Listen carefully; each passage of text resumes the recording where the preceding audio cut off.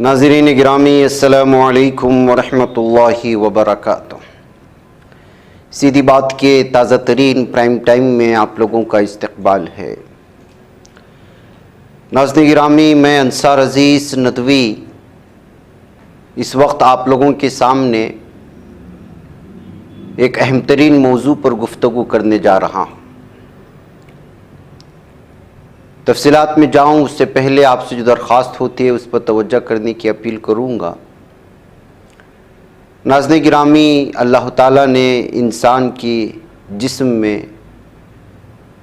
جو اعضاء رکھے ہیں، ہر عضو کی اپنی قیمت ہے، اس کی اہمیت ہے، اور صرف ایک عضو کے نہ ہونے کی وجہ سے انسان جن پریشانیوں سے وابستہ ہوتا ہے یا سامنا کرنا پڑتا ہے، ساری دنیا کی طاقت لگا دیں تب بھی وہ نعمت اس کو حاصل نہیں ہو سکتی۔ ایسی کئی مثالیں ہم لوگوں کے سامنے ہیں۔ اسی میں ہے ایک بہرا پن، کانوں سے نہ سننا۔ لیکن رفتار زمانہ نے اور دنیا کی الگ الگ ٹیکنالوجی کی ترقیات نے ہر چیز کو آسان بنا دیا، لیکن ان میں سے ایک یہ ہے کہ قرآن کے معجزات میں ہی اس کو سمجھ لیں کہ بہرے بچے بھی مخصوص انداز میں، یعنی جو سننے کی نعمت سے محروم ہیں، وہ اشاروں کی زبان سے قرآن کی تلاوت سیکھتے ہیں اور پڑھتے ہیں۔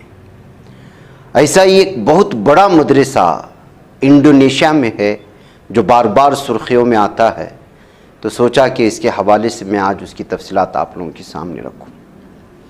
یہ بہرے بچوں کے لیے مخصوص ایک مذہبی بورڈنگ اسکول ہے۔ یہاں طلبہ عربی اشاروں کی زبان میں قرآن کی تلاوت سیکھتے ہیں۔ وزارت مذہبی امور کے مطابق اسلامی بورڈنگ اسکول انڈونیشیا میں زندگی کا ایک لازمی حصہ ہے، جہاں تقریباً 40 لاکھ طلبہ ملک بھر کے 27,000 اداروں میں مقیم ہیں۔ لیکن یہ ادارہ دنیا میں سب سے بڑے مسلم ملک انڈونیشیا کے ان گنے چنے اداروں میں سے ایک ہے جہاں بہرے بچوں کو مذہبی تعلیم فراہم کی جاتی ہے۔ اس اسکول کے بانی ابو کہفی بتاتے ہیں کہ یہ سب میری بے چینی سے ہوا جب مجھے پتا چلا کہ انڈونیشیا میں بہرے بچے اپنے مذہب کے بارے میں نہیں جانتے۔ 48 سالہ ابو کہفی کی سن 2019 میں چند بہرے افراد سے دوستی ہوئی، اور اس وقت انہیں احساس ہوا کہ اسلام کے حوالے سے ان کے پاس کوئی زیادہ معلومات نہیں۔ اب ان کے اسکول میں ملک بھر سے 115 ایسے بچے اور بچیاں داخل ہو چکے ہیں جو اشاروں کی زبان میں قرآن کو حفظ کرنے کا خواب رکھتے ہیں۔ اس مدرسے میں جائیں تو قطاروں میں بیٹھے ہوئے بچوں کی نظریں کتابوں پر ہوتی ہیں اور ان کے ہاتھ تیزی سے حرکت کر رہے ہوتے ہیں۔ ہوا میں صرف اسی وقت کوئی گونج پیدا ہوتی ہے جب کوئی بچہ کلاس کے سامنے اشاروں کی زبان میں قرآن سناتا ہے، اور پھر ابو کہفی مسرت سے اس کے ہاتھ پر ہاتھ مارتے ہیں۔ یہ ان بچوں کے لیے ایک مشکل مذہبی تعلیم ہے جنہوں نے کبھی مذہب یا قرآن کے بارے میں نہیں سیکھا اور جن کی مادری زبان انڈونیشیائی ہے۔ ابو کہفی کہتے ہیں یہ بہت ہی مشکل ہے۔ لڑکوں کے کلاس روم سے کوئی 100 میٹر کی دوری پر لڑکیوں کا کلاس روم ہے، اور وہاں بھی بالکل ایسی ہی پریکٹس چل رہی ہوتی ہے۔ 20 سالہ طالبہ لیلا دہیا الحق کے اس اسکول میں پڑھنا اس کے والدین کے لیے خوشی اور فخر کا باعث ہے۔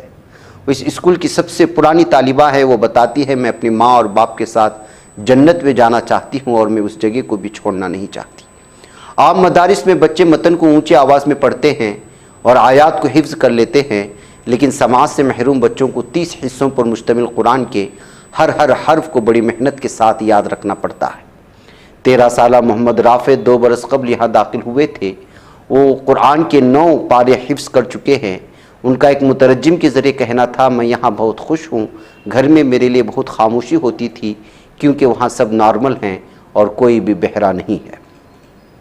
اس اسکول کے بچوں کے اخراجات خود ابو کہفی اور مقیر حضرات اٹھاتے ہیں، کیونکہ یہاں پڑھنے والے زیادہ تر بچوں کا تعلق غریب گھرانوں سے ہے اور کتابوں، یونیفارم اور دیگر رہائشی اخراجات کے لیے ماہانہ 1 ملین روپے یعنی $68 کا بوجھ نہیں اٹھا سکتے۔ اس بورڈنگ اسکول میں بچے اسلامی قانون، ریاضی، سائنس اور غیر ملکی زبانیں بھی پڑھتے ہیں تاکہ مستقبل میں اعلیٰ سطح پر اپنی تعلیم جاری رکھ سکیں۔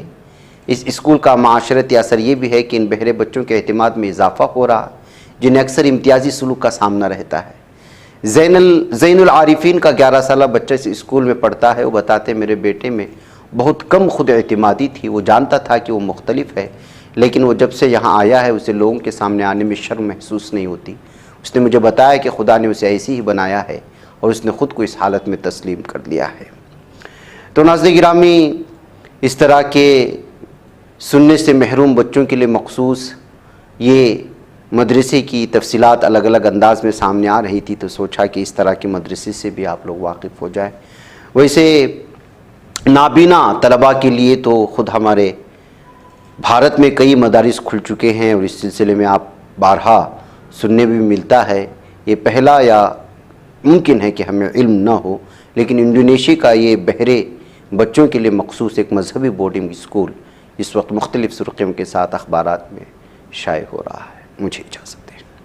یہ بچ پاتا ہے کوئی صحافی کی نگاہوں سے، ملاتا ہے یہ لوگوں کو محبت کی پناہوں سے، کرم اور درد مندی کا ہے ایک سنسار، سیدھی بات عزیمت جرأت و ہمت کا ہے اظہار، سیدھی بات عزیمت جرأت و ہمت کا ہے اظہار، سیدھی بات۔ یہ چینل حق نگر بن کر کچل دیتا ہے فتنوں کو،